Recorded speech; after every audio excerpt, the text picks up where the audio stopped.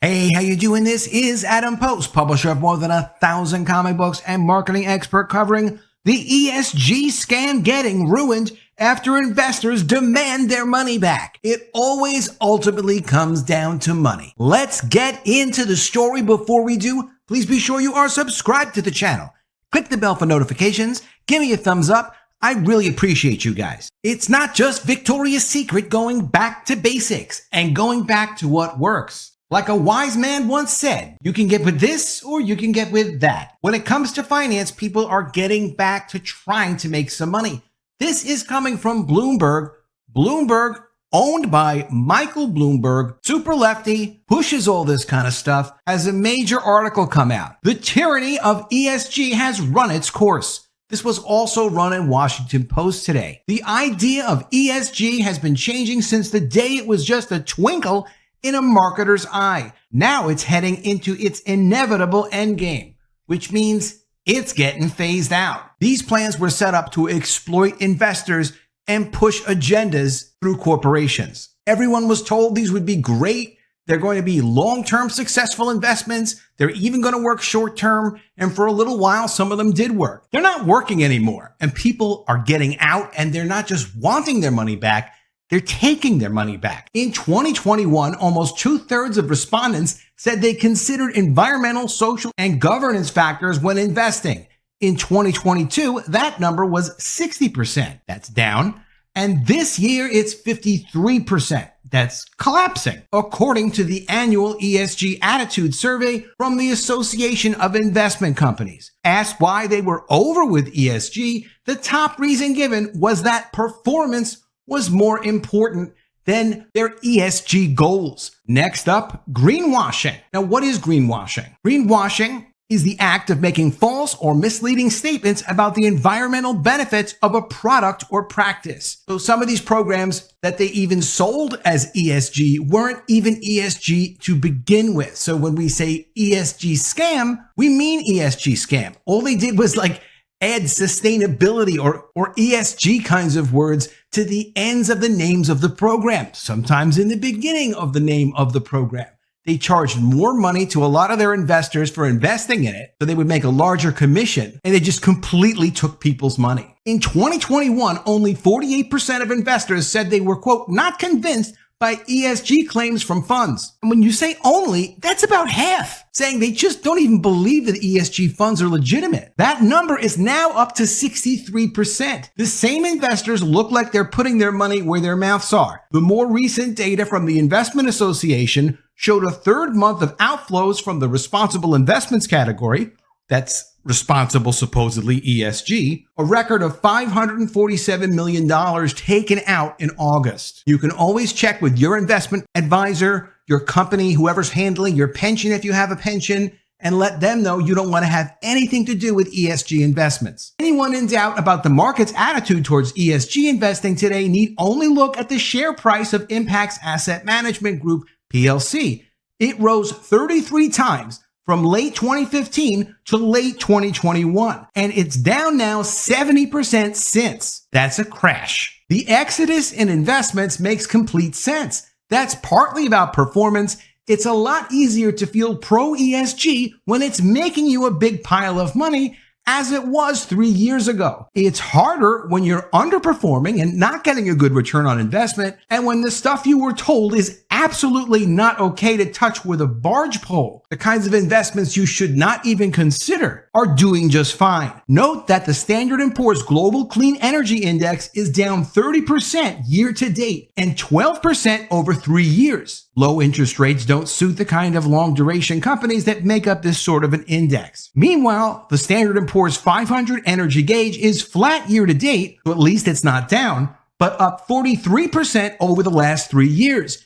In the UK, shares of Shell PLC hit an all-time high this week. But it's not just about performance. It's also about the constantly changing definitions of ESG. That's how you also know it's a scam. Oh, you don't like this? We'll change it to that. You don't like that? We'll change it to this and that. Remember how defense stocks used to not be okay? No longer. As soon as Russia invaded Ukraine, it became clear to all, but the most ideologically blinkered, that having adequate national defense is the very definition of a social good, assuming you believe in democracy and freedom. In a war, defense is about as ESG as you can get. It is also one of the few areas where, sadly, you can be sure that money will keep pouring in. Right now, only 11 members of NATO spend 2% of their GDP, their gross domestic product, on defense. That will change as everyone recognizes that short-term higher defense spending is the only option and that the long-term deterrence it provides is the best economic insurance money can buy. War is terrible, but for some reason, war stocks tend to do well. I can't give you investment advice, but countries do seem to continuously spend billions upon billions upon billions of dollars on weapons. The sands have shifted in energy investing too. Is it good governance and a social essential to provide energy security to your population? Of course. Does that in the short and medium terms at the very least involve fossil fuels? Of course it does. But in the longer term, it also involves an awful lot of digging, something that now makes mining full-on ESG. So they're counting mining. Literally, it's the strip mining you see as part of environmental social governance. And a note just out from an asset manager called Janus Henderson titled, quote, "Doing Good, Feeling Good Explains." Many investors, says their portfolio manager, have been focused on investing in firms with high ESG ratings and low emissions. But along the way, they have given too little thought to, quote, "the vast quantities of critical enabling raw materials required to build the low carbon economy such as copper, lithium, cobalt, nickel, and steel and rare earths. Yet without these and the mess their extraction causes, quote, there can be no low carbon future." One example from the International Energy Agency, at the moment, total annual global nickel production is around 2.8 million tons.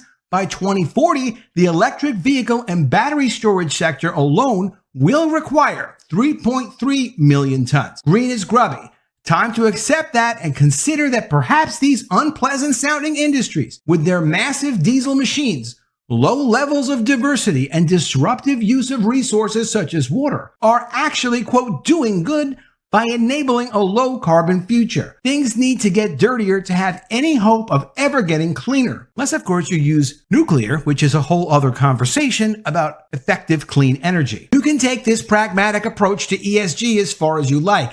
Take tobacco companies. It would obviously be better if they never existed and if they disappeared faster. But you have to admit they're remarkably well run. They've survived longer and chucked out more cash and dividends for pensioners than anyone else could possibly have imagined when the consequences of smoking became clear. And think of the amount of tax they pour into treasuries, cash that on some estimates outweighs the medical costs of dealing with sick smokers and that finances other parts of the state. Is that a social good? Most of us would say it's definitely not enough of one, but you get the point. It's hard to find absolutes. At this point, ESG is heading into its inevitable endgame, the bit where pragmatic can make pretty much any well-run company fit one ESG metric or the other. The key word is well-run. As Alex Edmonds, a professor of finance at London Business School, points out, ESG is both extremely important and nothing special. It's important because good relationships with suppliers,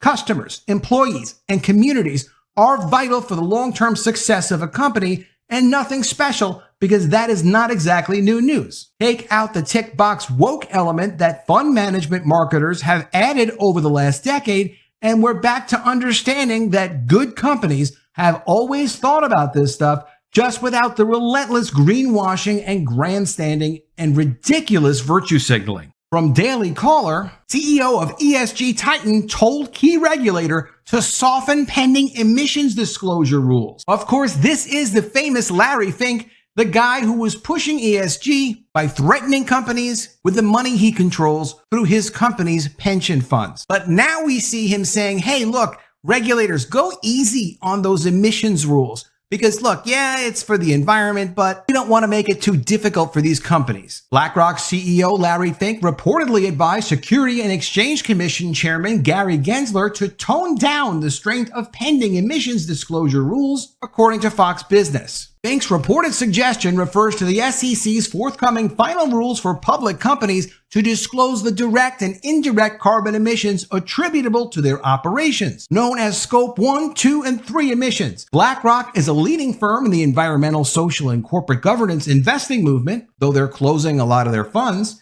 which considers other factors beyond the typical maximization of return on investment, what they call stakeholder capitalism, which we've always had, but it's never been something that you focus on instead of the fundamentals of what the business is supposed to be focused on doing. It is unclear where or when Think may have made remarks to Gensler. Critics of ESG investing have sharply criticized the SEC's proposed emissions disclosure rules, saying that they will do little to help counter climate change while bogging business down with paperwork, hours, and new costs. And paperwork hours are severe amounts of new costs. You have to hire new people. They have to track everything. If you don't report it correctly, you get in trouble with the regulator. The SEC proposed in its Scope 1, 2, and 3 emissions disclosure rules in March 2022 and had initially planned to finalize them at some point in January before delaying it to this summer, according to Thomson Reuters. However, the agency punted on unveiling the final rules again in June and is now expected to announce the rules at some point this fall. You can see why ESG is falling apart.